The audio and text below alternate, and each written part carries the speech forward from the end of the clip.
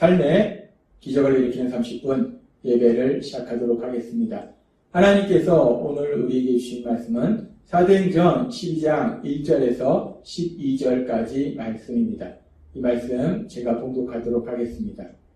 그때에 헤롯 왕이 손을 들어 교회 중에서 몇 사람을 헤아려 하여 요한의 형제 야고보를 칼로 죽이니 유대인들이 이 일을 기뻐하는 것을 보고 베드로도 잡으려 할세 때는 무교절 기간이라 잡음에 옥에 가두어 군인 내식인 내패에 맡겨 지키고 6월절 후에 백성 앞에 끌어내고자 하더라.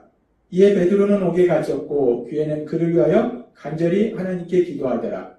헤롯이 잡아내려고 하는 그 전날 밤에 베드로가 두 군인 틈에서 두 쇠사슬에 매여 누워 자는데 파수꾼들이 문 밖에서 옥을 지키더니 호련히 주의 사자가 나타나매 옥중에 광채가 빛나며 또 베드로의 옆구리를 쳐 깨워 이르되 급히 일어나라 하니 쇠사슬이 그 손에서 벗어지더라.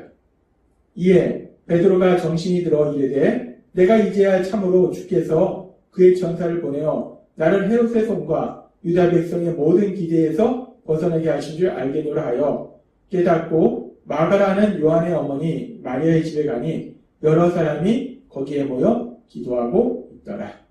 아멘.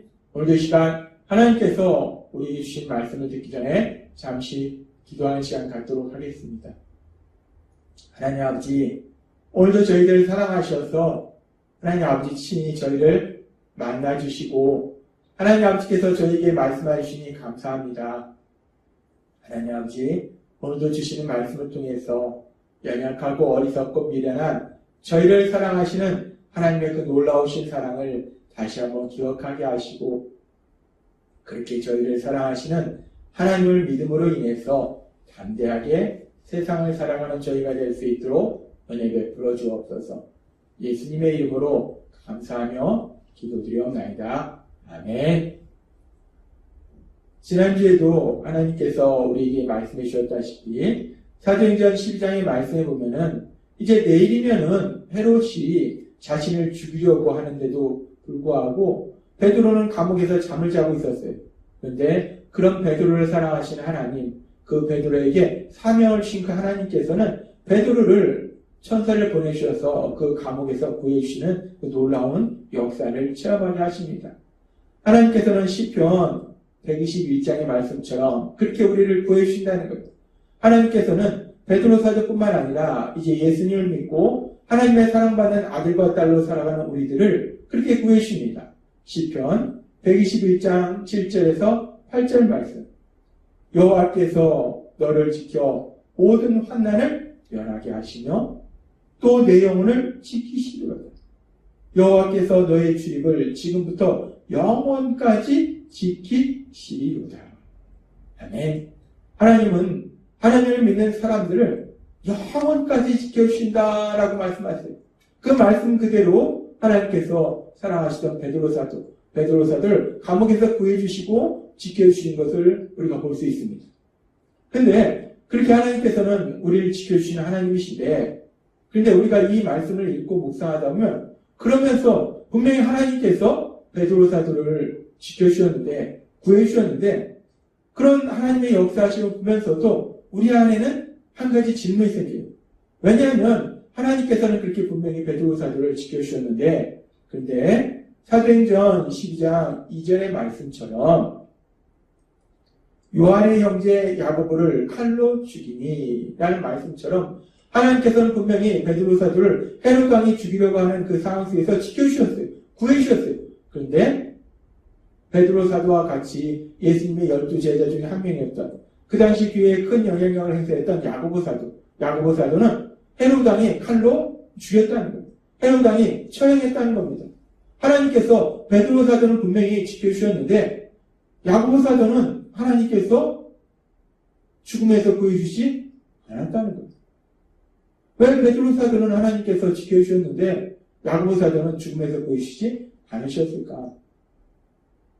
하나님은 분명히 하나님을 믿는 사람들을 지켜주시는 하나님이신데 근데 이렇게 야고보 사도만 지켜주시지 않으신 것이 아니라 우리가 앞에서 보면은 스데반 집사도 결국 돌에 맞아서 죽임을 당합니다.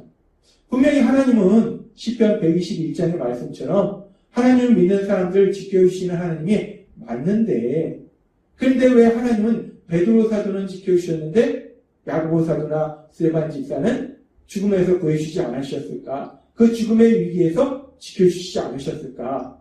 우리가 이런 의문이 생긴다는 거예요. 하나님이 왜 그러셨을까?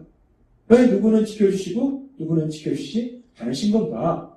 우리가 이런 의문이 생길 수 있는데, 근데 사실 성경에는 왜 하나님께서 야고보 사도는 죽임당하도록 허용하셨고 베드로 사도는 구해주셨는지 정확한 이유에 대해서는 말씀하고 있지 않습니다.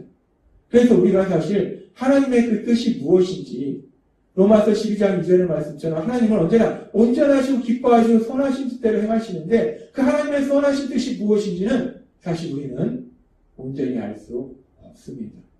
하나님의 뜻이 무엇일까? 그 정확한 뜻은 우리가 알 수 없고, 어렴풋이 그 뒤에 일어나는 일들을 통해서 하나님의 선하신 뜻이 이런 뜻이 있구나 라고 우리가 생각할 수 있어요. 그러면서 또 하나 우리가 생각해 볼 수 있는 것은, 우리가 하나님의 그 온전하신 뜻은 알 수 없지만 믿음의 사람 스데반 집사가 돌에 맞아 죽임을 당하는 그 순교하는 장면에서 보면은, 그렇게 하나님께서 믿음의 사람 스데반 집사를 죽음에서 구해주시지는 않았지만, 그렇다고 해서 믿음의 사람 스데반 집사가 그렇게 돌에 맞아 죽임을 당하면서 하나님을 원망하거나 두려워하거나 공포 속에서 죽음을 맞이한 건 아니더라는 거예요. 우리가 성경의 말씀에 보면은 스데반 집사는 그렇게 돌에 맞아 죽임을 당하는 그 순간에 하나님께서 그를 성령 충만하게 하시고 영적인 눈을 열어주십니다. 사도행전 7장 55절 말씀. 스데반이 성령 충만하여 하늘로 주목하여 하나님의 영광과 및 예수께서 하나님 우편에 서신 것을 보고 라고 말씀합니다. 스데반이 돌에 맞아 죽임을 당하는 그 순간에 하나님께서 물론 스데반을 죽음에서 구해줄 수도 있지만, 하나님은 스데반 집사가 그렇게 죽임당하는 것을 허용하셨어요. 그런데 그렇게 허용하시긴 했지만 스데반 집사가 그렇다고 해서 하나님을 원망하거나 두려움과 공포 속에서 죽음을 맞이한 것이 아니라, 하나님께서 강력하게 역사하셔서 스데반 집사를 성령 충만하게 하시니까 스데반 집사가 영적인 눈이 열려서 하늘에 계신 그 하나님의 보좌와 예수님을 보게 되더라는 거예요.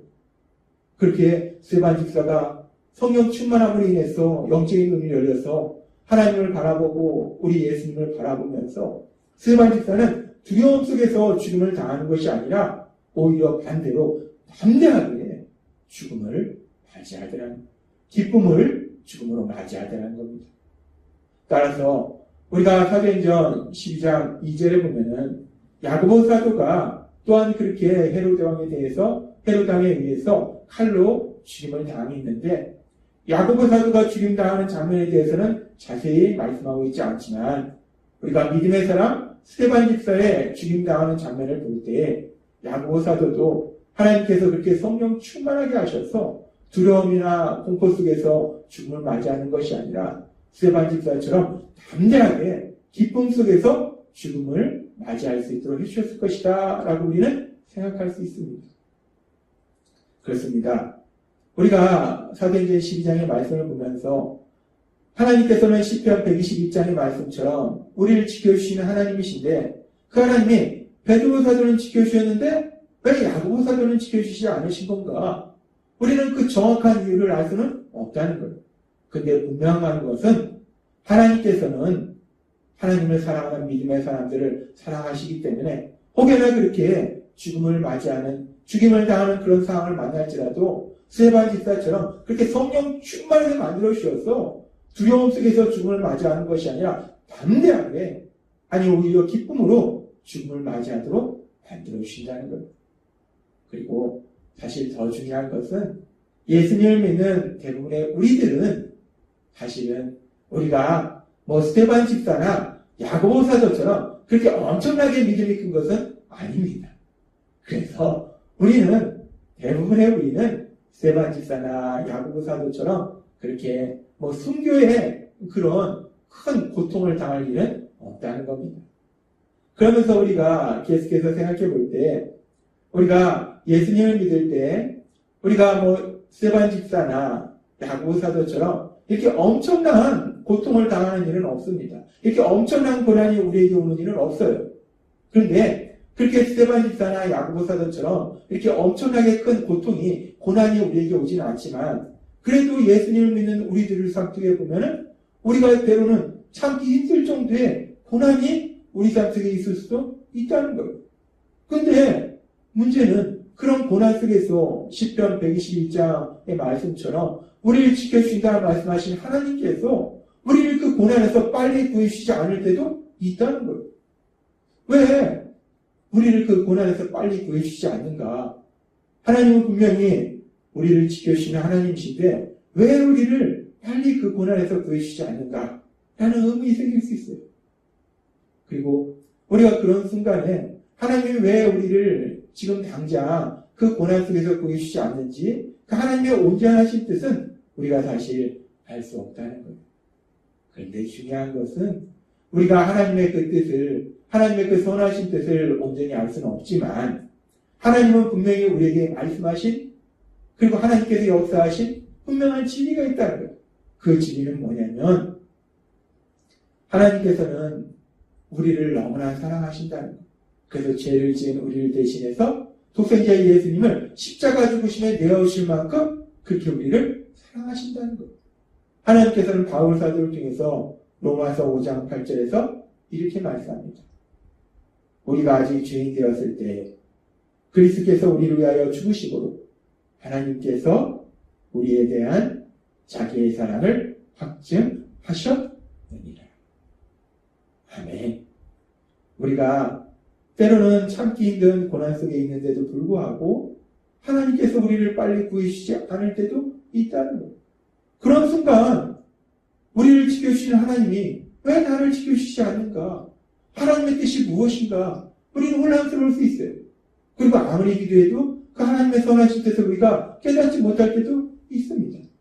그런데 그렇게 우리가 하나님의 뜻을 하나님의 온전하신 뜻을 깨닫지 못할지라도 분명히 하나님께서 보여주신 사랑이 있다는 것. 분명한 하나님의 말씀이 있다는 것. 하나님은 2000년 전 독생자 예수님을 죄를 지은 우리를 대신하여 십자가 죽으심에 내어주실 만큼 그렇게 우리를 사랑하셨음을 분명하게 우리에게 보여주셨다는 것. 예수님의 십자가를 통해서 우리를 얼마나 사랑하고 계신지를 분명하게 우리에게 보여주셨다는 것. 따라서 때로는 우리가 하나님의 온전하신 뜻을 알지 못하고 깨닫지 못할지라도 우리가 반드시 기억해야 될 가장 중요한 진리는 우리 하나님은 우리를 지켜주시는 하나님이실 뿐 아니라 독생자 예수님, 가장 소중한 예수님을 죄를 지은 우리를 대신하여 십자가의 죽으심에 내어주신 만큼 그렇게 많이 우리를 사랑하신다는 그 진리, 그 사실을 우리가 기억해야 된다는 거예요. 그러면서 그렇게 우리를 사랑하시는 하나님, 그렇게 독생자 예수님을 우리 위해서 내어주신 그 하나님은 바울 사도를 통해서 로마서 8장 32절에 우리에게 너무나 놀라운 말씀을 주시는데 로마서 8장 32절은 이렇게 말씀합니다. 자기 아들을 아끼지 아니하시고 우리 모든 사람을 위하여 내주시니까 어찌 그 아들과 함께 모든 것을 우리에게 주시지 아니하겠느냐.